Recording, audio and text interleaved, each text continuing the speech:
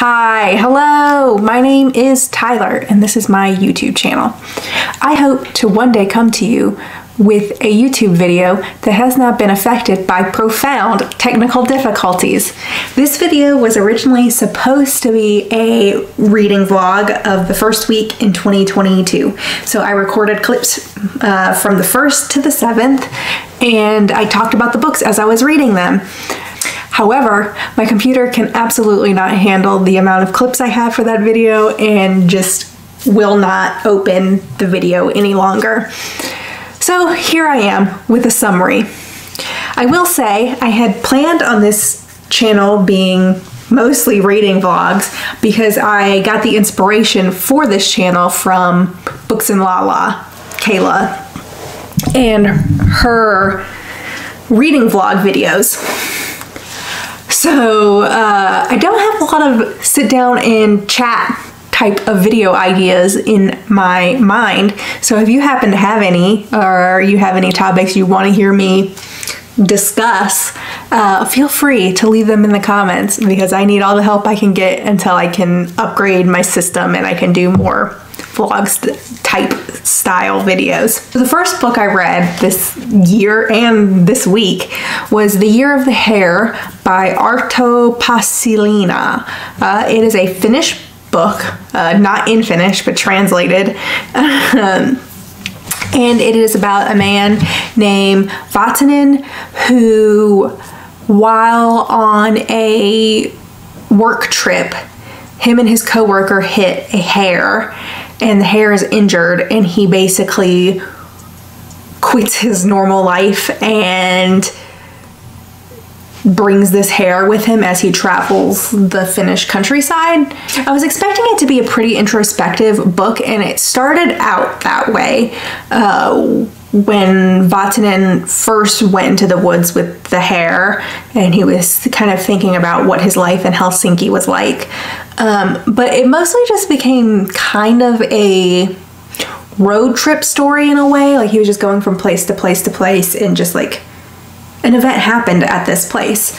And I was missing like threads to tie everything together. I don't know, it came out in the 70s, so maybe it was serialized in some capacity. I don't know, but that's what it felt like.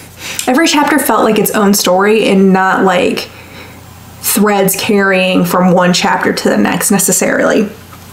And that's what I was looking for. I was looking for like, this event happens and it taught Vatanen about some aspect in his life. And I did not get that really. I also expected there to be more of a bonding between Vatanen and the hare, but like the hare never got a name. He was never really particularly like affectionate or sweet to it. And like the hare really didn't play much of a role. It got kidnapped a few times and like I guess that was supposed to show me how much he loved the hare because he kept rescuing it from people who kept kidnapping it. And like at the end he like demanded to have the hare with him because he loved it, I suppose. But like I just didn't see that relationship actually on the page. I was told it was there like at the end, but I didn't feel it or see it when I was reading the book really. It was less than 200 pages long, but like the middle just dragged. But the last 3 chapters were interesting and there was like a crazy twist at the end that like I never would have expected. Not even twist, just like left turn. Never would have expected. That made me think maybe it was based on a Finnish folk tale or something.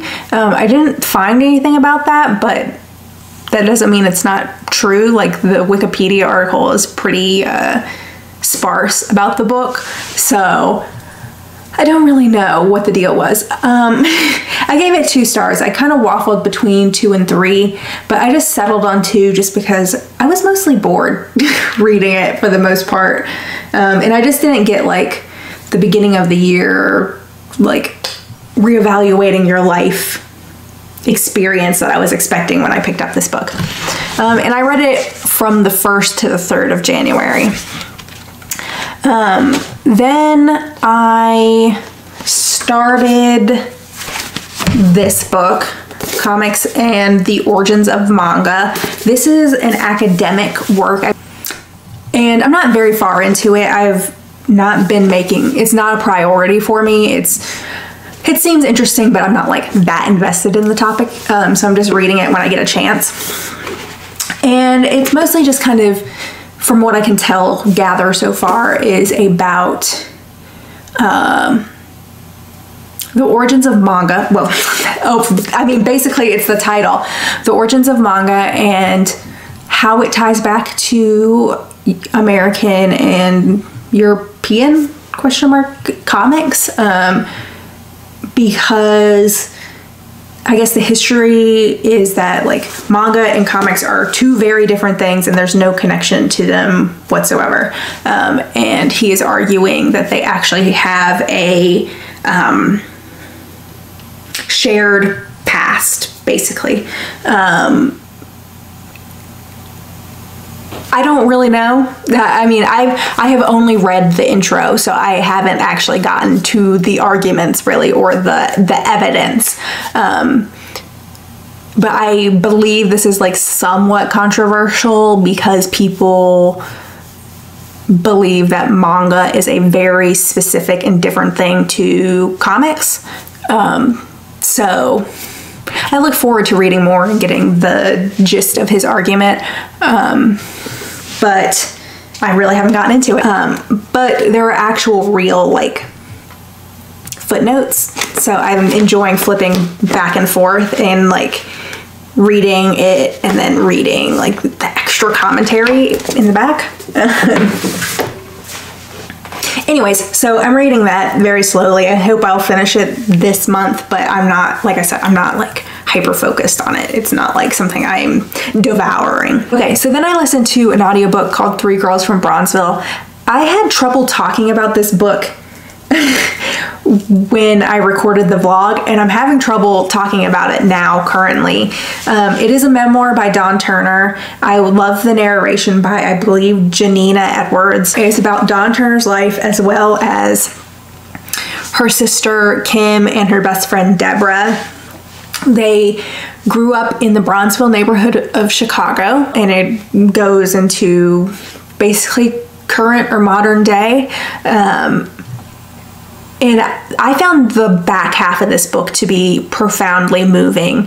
I read it as a hopeful narrative of what life could be like if we provided not only resources, but provided second chances, if we provided compassion, if we provided the space to let people say they're sorry,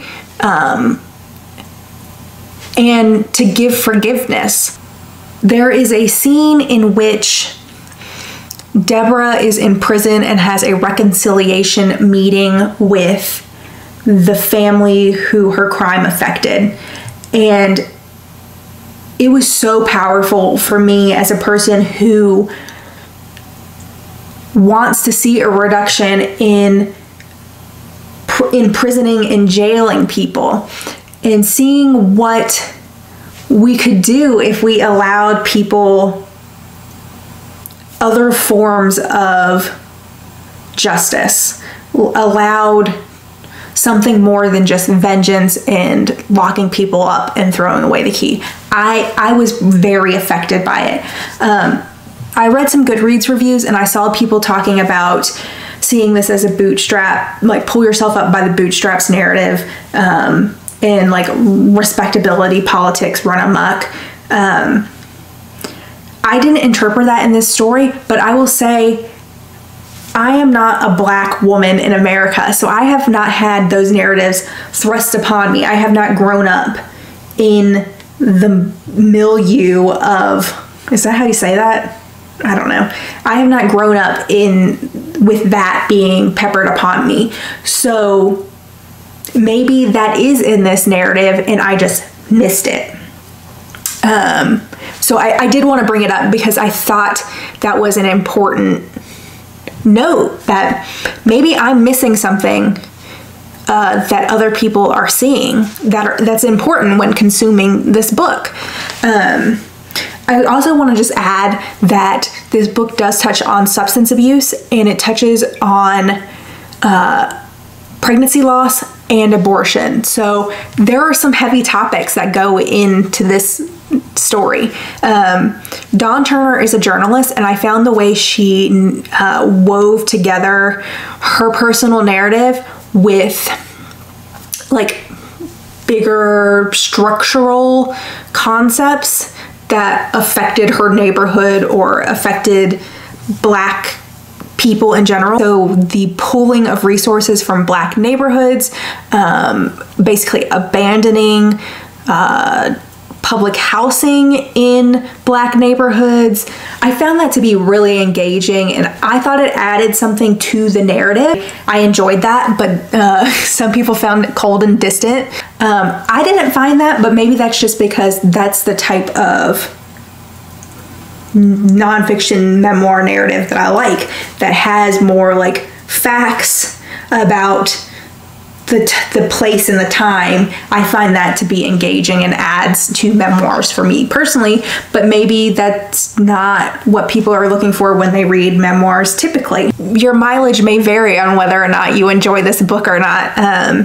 I also saw some people saying they had wished that Deborah wrote this book, because I would say like the back half is really like very focused on Deborah and her story. And I can see why people would have preferred maybe to have read a book by Deborah or had her at least narrate some of it, because it is so based in her story. So that might also mean you might not like this as much. But like I said, I really enjoyed it, and I found a lot of hope and optimism in this book. And I read or listened to it over the course of 3 days, from the 3rd to the 5th. So while I was listening to that audiobook, I also started Hunger Games and finished Hunger Games this first week of January. I'm not going to get too into that, because who really needs a summary of the Hunger Games? Everyone and their mother has read the Hunger Games, but I enjoyed reading the Hunger Games. It's the first time I've read it since I think Mockingjay came out. I read it, I think, in 2011. So it's been over 10 years since I have read the books. It was darker than I had remembered, but I appreciated that because it kind of highlighted the depravity of what the games actually are. And that Rue chapter just absolutely wrecked me. I did find the pacing to be kind of bizarre. It was like really slow and really fast at the same time. Like there were parts that just dragged, and there were parts that I flew through.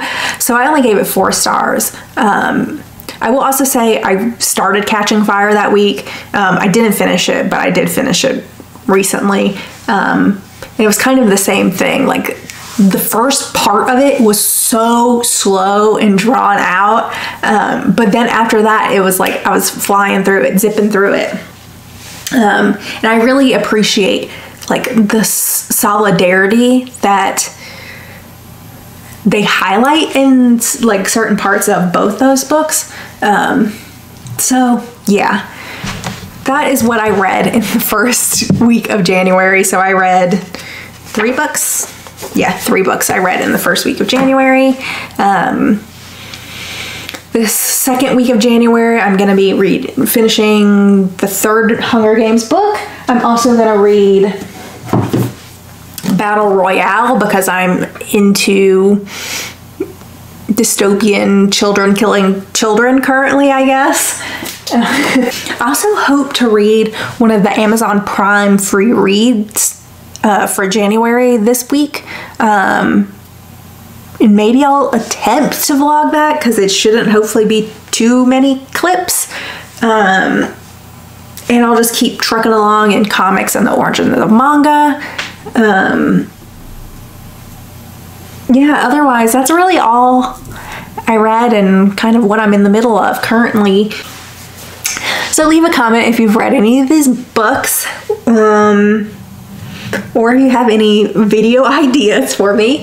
Otherwise, I'll see y'all next week, hopefully. Fingers crossed. Bye!